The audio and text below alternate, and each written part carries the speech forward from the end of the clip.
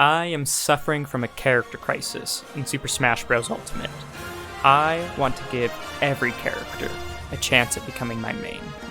This week, I learned how to play as Jigglypuff, who taught me how important flowcharts can be in fighting games. This is a series of my blog and this YouTube channel, so like the video and subscribe if you'd like to join me as I go through my character crisis. Jigglypuff is one of the most iconic characters in Super Smash Bros. History. Nobody can forget the first time they are shown what a sleeping Jigglypuff can do to you. And for as long as competitive Smash Bros. Has been a thing, Jigglypuff has been one of the most prominent characters in the game. Well, only if that game is Melee. Sakurai, after seeing too many characters get blown up at 0%, decided to nerf Jigglypuff in the next few Smash games.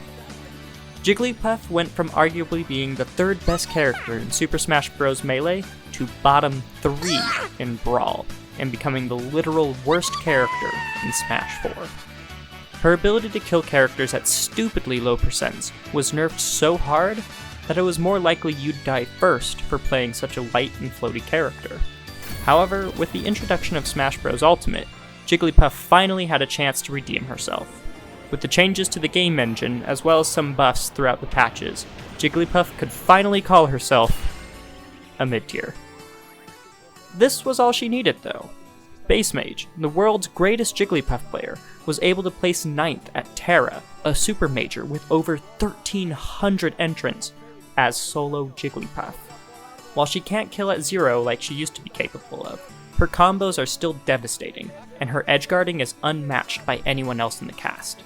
While Jigglypuff isn't as much of a menace as she was in Melee, she is still a character you have to respect in Smash Ultimate. While learning how to play Jigglypuff, I found this video from Base Mage. My most important takeaway from it was when he explained how to edgeguard as Jigglypuff using a flowchart. The common flowchart, my little unspoken rule, that you can watch me and know, this isn't some secret thing, is that I cover this part first. If you cover the high part first, Puffs is able to be fast enough to where you can just come down here and you get a nice nair. Flowcharts are a strategy used in fighting games that simplify interactions down to what options each player can do in a specific situation. Developing a flowchart for a game like Smash can be difficult because of how many options characters can have, but Base Mage simplified the edgeguarding into something as simple as covering one option at a time. Throwing somebody off stage means that they have to get back, or else they will lose their stock. By always covering high first, you can learn the habits of your opponent when they are recovering. If you hit them, they'll die. If you don't hit them, you can adapt, and the next time you throw them off stage, you can cover what they did to get past you before. Flowcharts are useful because they break down a confusing game into points of interaction, which can then be used to inform yourself on your opponent's habits and playstyle. Flowcharts don't have to be super complicated and cover every single option to be useful. In fact, the more simple they are, the better, since it'll be easier to use them during an intense set. Try to create a flowchart for your character, and let me know in the comments below. And while you're thinking of that, I hope you'll enjoy this combo video I put together from when I mained Jigglypuff.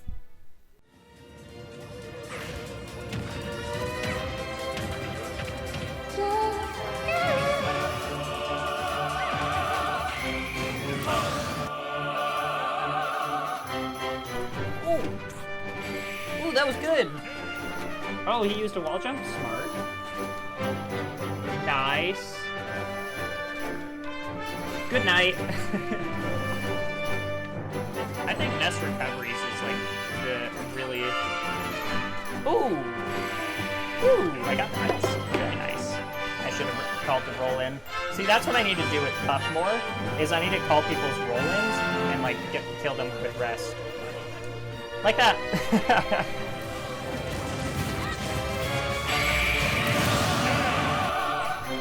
Let's go! That's called the Walgreens combo. Don't ask me why I know that. Don't ask me why it's called that name. I just know that's the Walgreens combo. Jigglypuff Tournament Report. Jigglypuff is a very polarizing character. When you can consistently take advantage of her strengths, she is incredible, with some of the best kill power in the game. but if you make one mistake, you'll quickly be reminded of how easy it is to die as her.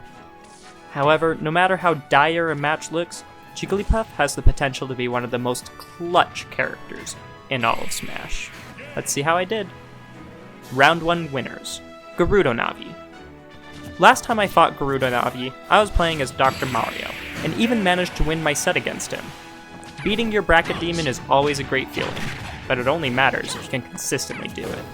And it might have been possible if I was playing Dr. Mario again, but the matchup felt a lot harder as Jigglypuff. I struggled to get edgeguards against Bayonetta, and was constantly getting swatted out of the air. Down to the loser's bracket I go. Round 2 losers. Bucket. Going from one Smash 4 top tier to another, my next opponent was playing as Cloud Strife.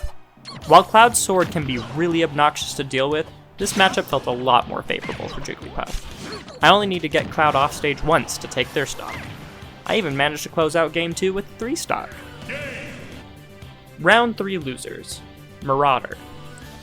Last time I fought Marauder, I was playing as Link, which was almost a year ago. Since that match, I've had time to study my replays, learn how to play Hero, and now I have the chance to redeem myself. He takes Game 1, and I'm pretty far behind in Game 2, until I manage to land a 0 to death to take the lead. Game 3 starts off perfectly, with an early edgeguard from me.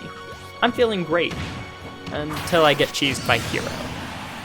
I lose my composure after getting hit by the crit, and slowly the game starts to fall apart until I finally lose, and I'm knocked out at 25th place, out of 40. Final results. Jigglypuff is a character that taught me a lot about the fundamentals of fighting games. Despite her unorthodox playstyle and polarizing nature, a good Jigglypuff player is ultimately someone who understands the rules of engagement very well. Jigglypuff is a character who can punish mistakes extremely hard, but is also punished for making mistakes. Make the correct read once, and you can earn yourself a massive lead. This is why I think flowcharts are so important to this character. When you are in a position where your opponent has only a few options, it's important to know what you can do to exploit them if they choose incorrectly. Going forward, I want to implement flowcharts into my gameplay more, and see how they can help me to become a better player. Jigglypuff was a delight to play, but my character crisis isn't over yet. My patrons have chosen my next main, and if you want to be part of the process, check out my Patreon page in the description to get access to my Discord and more. It's a time for me to be Luigi for Character Crisis. See you on Tuesday.